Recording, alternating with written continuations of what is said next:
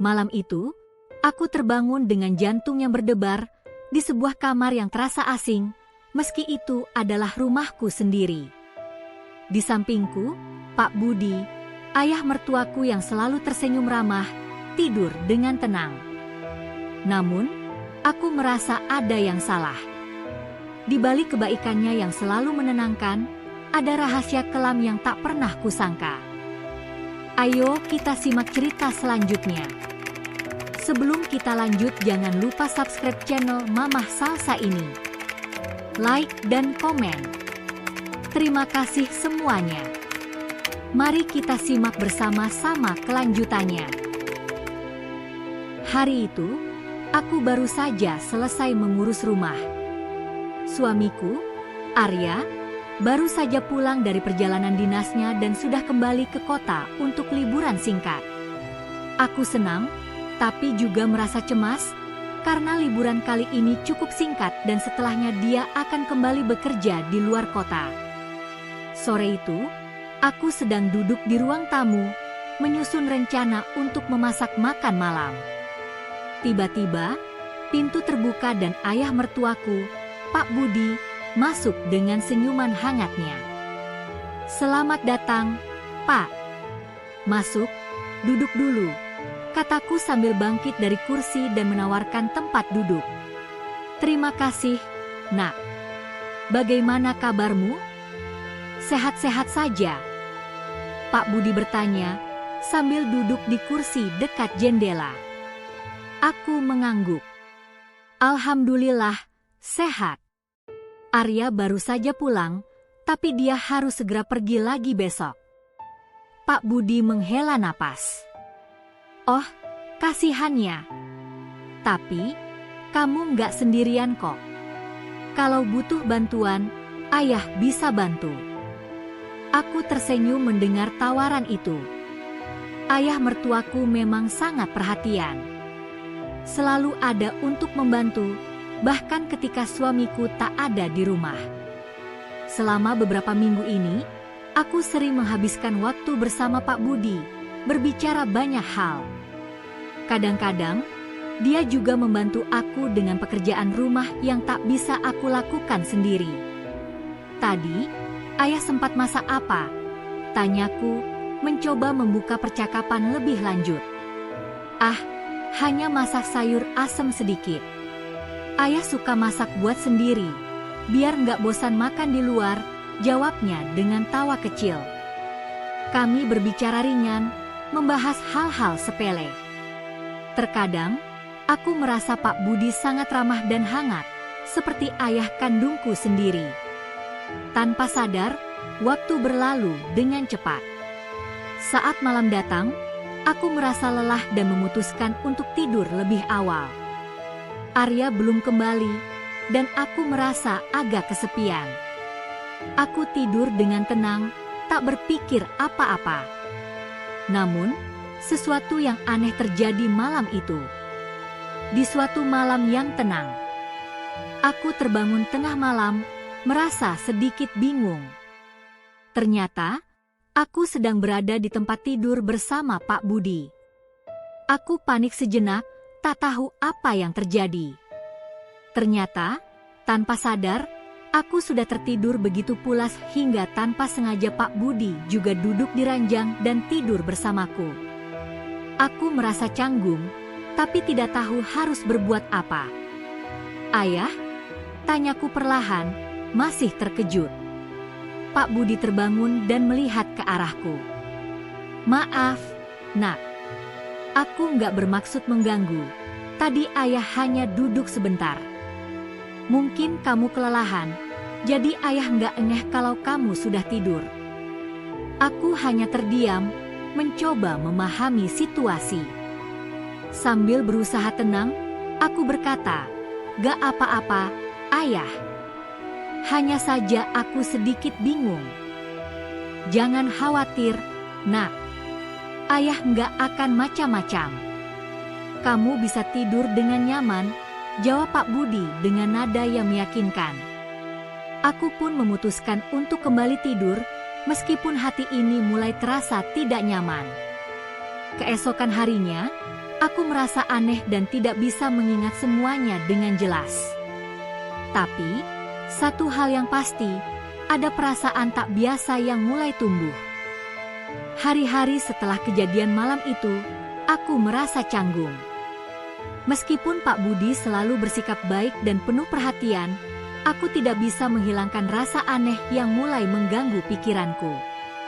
Aku mulai merasa bahwa ada sesuatu yang tidak beres, sesuatu yang lebih dari sekadar kebaikan seorang ayah mertua. Suatu sore, aku sedang berada di dapur, menyiapkan makan malam. Pak Budi datang seperti biasa, membawa keranjang berisi buah-buahan segar. "Nak, aku bawa buah-buahan." "Segar-segar, loh?" katanya sambil tersenyum, meletakkan keranjang itu di meja makan. "Terima kasih, Pak." "Wah, enak banget ini. Aku suka sekali buah-buahan seperti ini," jawabku, mencoba tersenyum meskipun hati ini masih terasa berat. Aku merasa seperti ada sesuatu yang tidak tepat dengan hubungan kami, namun aku tidak bisa menyebutkannya dengan jelas. Pak Budi lalu duduk di kursi dan mulai berbicara lagi, kali ini dengan nada yang lebih ringan. "Sudah lama ya, kamu tinggal di sini.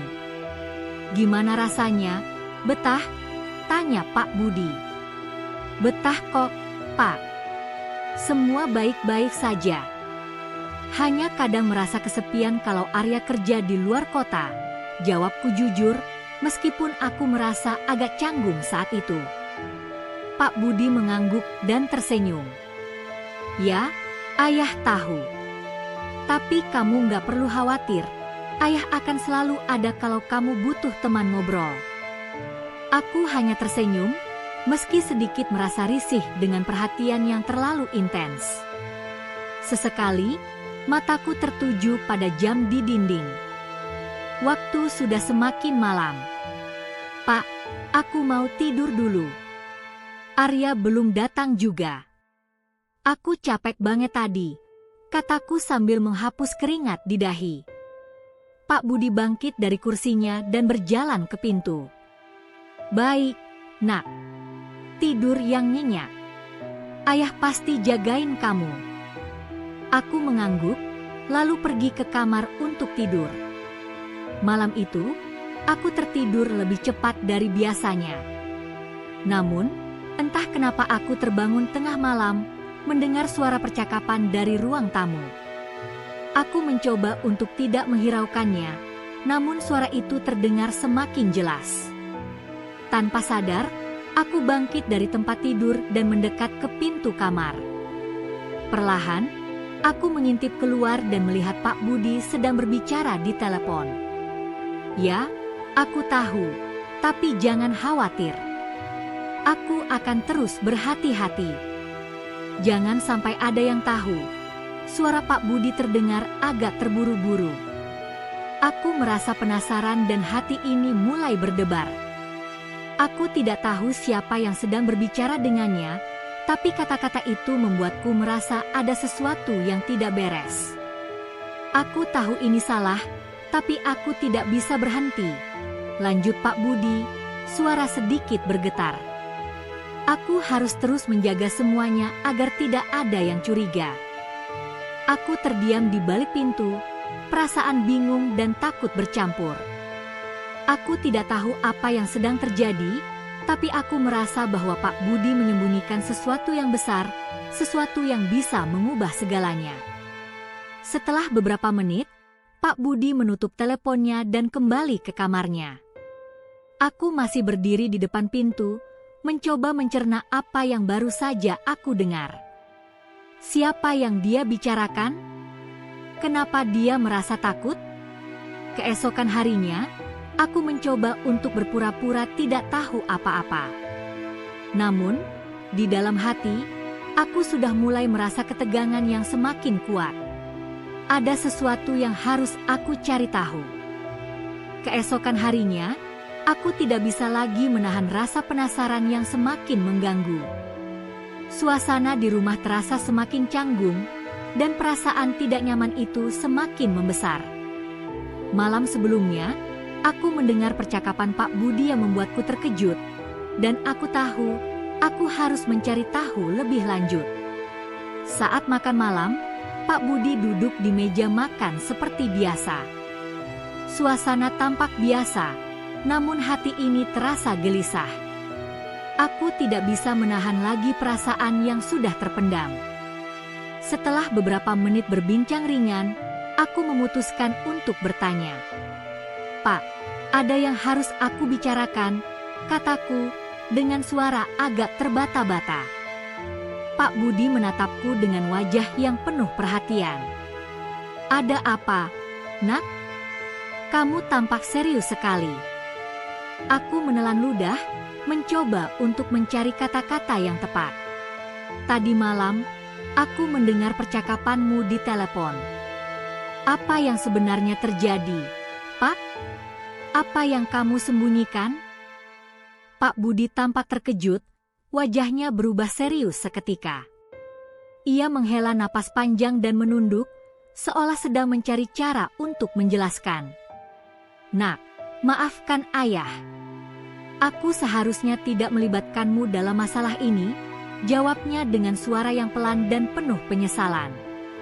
Aku menatapnya bingung. "Masalah apa, Pak? Kenapa aku merasa ada yang aneh?" Aku tidak bisa berhenti memikirkan tentang percakapan itu. Pak Budi menarik napas panjang dan akhirnya mengangkat wajahnya. "Sebenarnya, ada sesuatu yang sudah lama terjadi, Nak. Aku